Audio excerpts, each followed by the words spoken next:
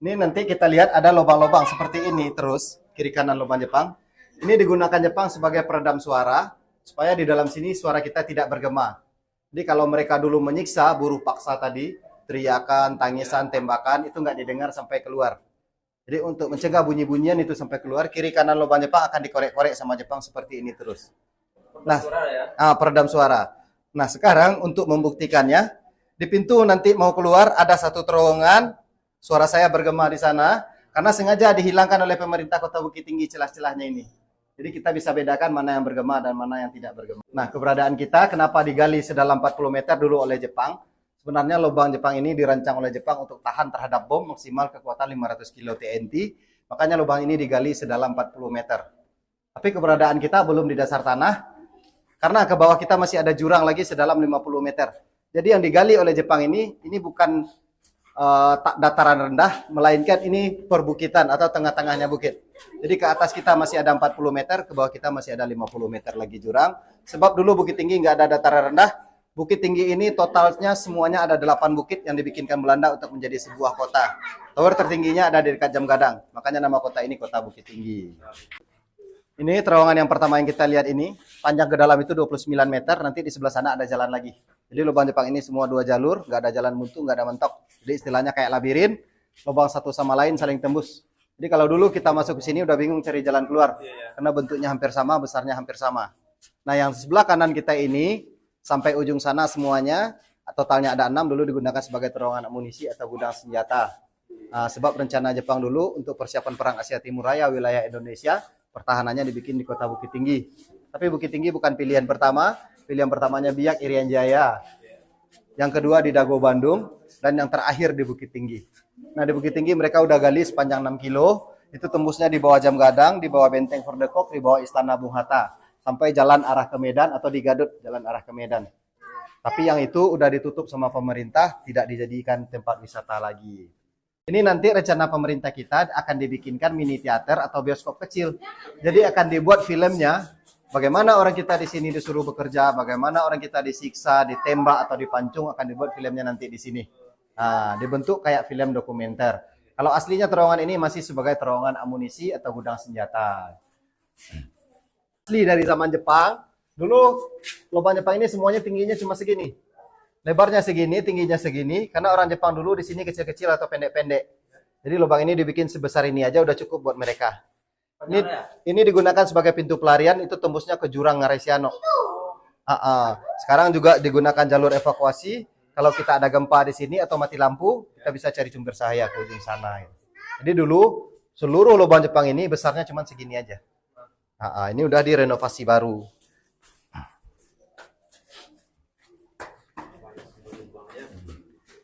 Nah ini sengaja dipagar sama pemerintah kita supaya orang nggak masuk-masuk ke dalam lubang ini. Karena kalau mereka udah masuk-masuk 2-3 lorong, mereka bingung cari jalan keluar. Makanya ditutup sama pemerintah supaya nggak masuk-masukin semuanya. Nah dulu awalnya sebelum ini dipagar kayak begini, orang yang masuk ke sini kalau nggak dipandu, mereka bisa mungkin cari jalan keluar aja 1 jam lebih.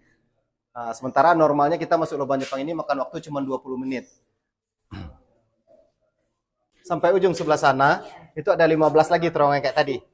Kalau dulu, yang 2 ini, digunakan untuk ruang makan rumusa atau buruh paksa tadi. Jadi pekerja paksa tadi dikasih makan juga di sini, dikasih makan sekali sehari. Mereka kerja 24 jam, nggak boleh tidur, nggak boleh istirahat. Jadi kebanyakan dari mereka hanya kuat bekerja itu 8 atau paling lama 10 hari lah. Setelah itu tenaganya habis, ditahan 2 atau 3 hari di penjara, habis itu langsung dibunuh. Jepang bawa lagi pekerja yang baru. Dulu yang bekerja di sini bukan orang Bukit Tinggi, bukan orang Pulau Sumatera. Mereka dibawa dari Pulau Jawa, Kalimantan, dan Sulawesi. Karena waktu itu kita nggak punya bahasa persatuan. Jadi kalau orang Jawa, Kalimantan, dan Sulawesi bisa keluar lubang ini, nggak akan bisa membocorkan rahasia gua Jepang. Nah orang Bukit Tinggi sendiri justru dipindahkan ke Pulau Jawa. Jadi kalau orang Bukit Tinggi melarikan diri di Pulau Jawa, orang Bukit Tinggi juga nggak bisa bahasa Jawa. Jepang ini di sini masih banyak ditemukan bekas tempat makan itu dibikin dari batok kelapa, gelasnya dibikin dari bambu. Cuman karena suhu udara di sini dingin, lembab, benda-benda itu lapuk semua, jadi nggak bisa dilestarikan.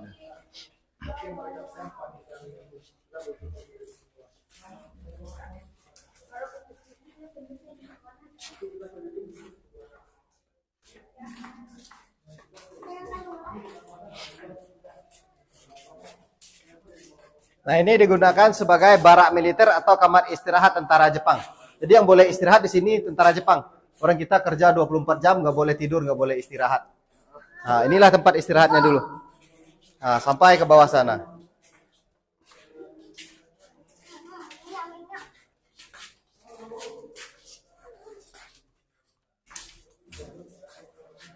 Nah, ini Bang, nanti rencana pemerintah Kota Bukit Tinggi di sini dibikin kafe.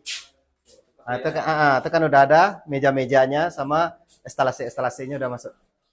Nah, cuma masalahnya sekarang lagi dikomplain oleh pakar-pakar sejarah.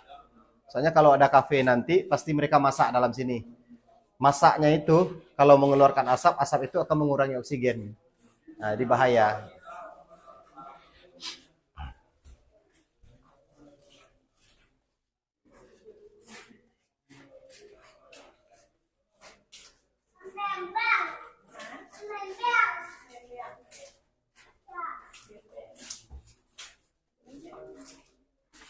Nah, yang ujung sana juga digunakan sebagai pintu pelarian, tembusnya ke jurang. Kita lihat sini aja, Kak. Nah, lihat sini. Nah, itu udah jurang. Nah, itu kurang lebih 50 meter lagi ke bawah sana. Dulu digunakan juga, seandainya lubang ini diserang oleh tentara Belanda, Jepang juga bisa bunuh diri istilahnya atau harakiri melalui pintu ini. Nah, kita lewat sini. Pintu pelariannya. Jadi tempat mereka melarikan diri lewat sini. Ini penjara, tapi dulu sebenarnya jeruji ini hanya dari bambu. Terus panjang penjara ini ke dalam dulu kurang lebih sekitar 47 sampai 50 meter ke dalam. Sekarang tinggal 3 meter. Jadi dulu bukan. Menurut informasi warga kita di sini dulu, ketika lubang ini pertama kali ditemukan, di jalan yang kita lewatin tadi itu banyak kerangka manusia berserakan aja. Karena semua yang bekerja di sini dibunuh oleh Jepang. Mereka dikumpulkan oleh masyarakat kita, dikubur masalkan di dalam sini. Di waktu itu disembayangkan menurut agama setempat di sini, kita mayoritas muslim, kita sembayangkan secara muslim. Tapi 11 Maret 86 ini jadikan tempat wisata. Menteri Pendidikan dan Kebudayaan Fuad Hasan datangkan lagi 5 pemuka agama yang ada di Indonesia untuk kembali membayangkan mereka di sini. Jadi alhamdulillah semenjak ini jadi tempat wisata, untuk kita yang niatnya berwisata atau berkunjung aja, alhamdulillah belum ada gangguan-gangguan yang aneh-aneh. Nah, Rumusa ditahan di sini 3 hari paling lama. Kalau dalam 3 hari tenaganya pulih, dipaksa lagi bekerja.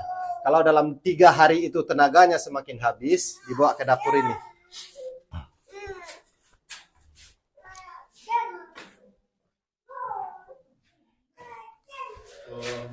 Ini namakan dapur, tapi bukan dapur untuk memasak.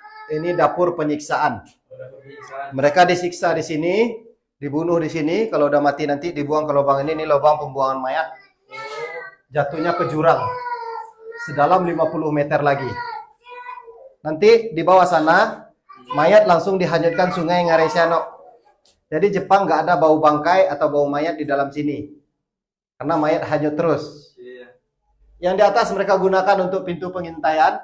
Mereka mengintai masyarakat di bawah. Masyarakat di bawah yang mau ke pusat kota Bukit Tinggi, mau menjual hasil panennya, sebelum sampai di pusat kota nanti di sebelah sana, mereka ditangkap. Hasil panennya semuanya dirampas. Masyarakat di sini yang tertangkap, hari itu tertangkap, hari itu dibunuh. Masyarakat di sini tidak dipekerjakan. Terus untuk dinding-dinding ini dulu aslinya cuma dari bambu aja. Ini disemen karena mau direnovasi. Gitu. Oke, jadi ini pintu penyergapan. Setelah diintai dari lubang di dapur tadi, masyarakat ditangkap dari sini. Itu 5 meter lagi ke bawah kita udah jalan raya. Nah, kalau dulu jalan kampung namanya Jalan Ngarai Sianok. Masyarakat ditangkap, langsung dibawa ke atas sini, langsung dibunuh di sini. Kalau udah mati baru nanti dibuang ke lubang pembuangan mayat tadi. Dan menurut informasi, terakhir Jepang ada di terowongan ini, sisa pekerja dibunuh semua, kebanyakan dibunuh di lorong ini. Dan Jepang pun yang merasa udah gagal ataupun merasa udah kalah, melakukan harakiri atau bunuh dirinya di lorong ini. Jadi ketika lubang ini ditemukan, di sini paling banyak ditemukan kerangka manusia karena bercampur dengan kerangka orang Jepang. Nah, itulah kita tahu lubang ini lubang Jepang. Karena ditemukan tentara Jepang yang bunuh diri masih dalam pakaian lengkap. Nah, kalau enggak orang Bukit Tinggi enggak tahu. Ayo, kita sini lagi. Yang ke ujung sana itu dinamakan sekarang pintu penghubung. Jadi maksudnya pintu penghubung, lubang yang 4,5 kilo lagi yang tidak dijadikan untuk tempat wisata. Dulu lubang itu dengan lubang yang ini, pintu di sana yang menghubungkannya. Di antaranya itu tembus di bawah Jam Gadang, di bawah Benteng Fordekok, di bawah Istana Bung Hatta sampai jalan arah ke Medan. Sekarang udah ditutup sama pemerintah Kota Bukit Tinggi. Di sana cuma ditinggalkan untuk bukti aja dengan kedalaman 100 meter. Terus ini salah satu contoh terowongan yang saya bilang, di sini suara saya udah bergema karena celah-celahnya ini dihilangkan. Jadi ini sekarang, saya berbicara sekarang, ini orang di luar sana udah dengar semua. Jadi andai kata dulu Jepang nggak bikin celah-celah di pinggir lubang semeter-semeter tadi, sekali aja bunyi tembakan di dalam sini, telinga kita yang mendengar pecah. Karena kuatnya pantulan. Nah ini pintu utama, pintu terakhir kita sekarang, pintu keluar. Jadi dulu Jepang, pintu masuknya cuma satu ini aja. Pintu-pintu yang lain, pintu-pintu tipuan atau pintu-pintu darurat. Cuma di dalam lubang Jepang ini, sampai sekarang ada beberapa sejarah yang tidak diketahui. Yang pertama itu berapa ribu orang kita yang mati di dalam sini, nggak ada yang tahu. Mereka cuma menjawab ribuan. Yang kedua, tanah galian buangan ini dibuang kemana, nggak ada yang tahu. Dan yang ketiganya, jenderal pembangunan lubang Jepang ini, Miroki Watanabe, setelah Indonesia merdeka, nasibnya bagaimana? Entah hidup atau mati. Kalau hidup, di mana tinggal? Kalau mati, di mana kubur? Sampai sekarang nggak ada yang tahu. Jadi itu masih menjadi misteri atau tanda tanya sampai sekarang.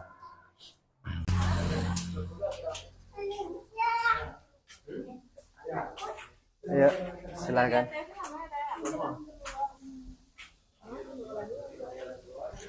Ayo, masalah. Ada kaitnya kalau aku ada kait.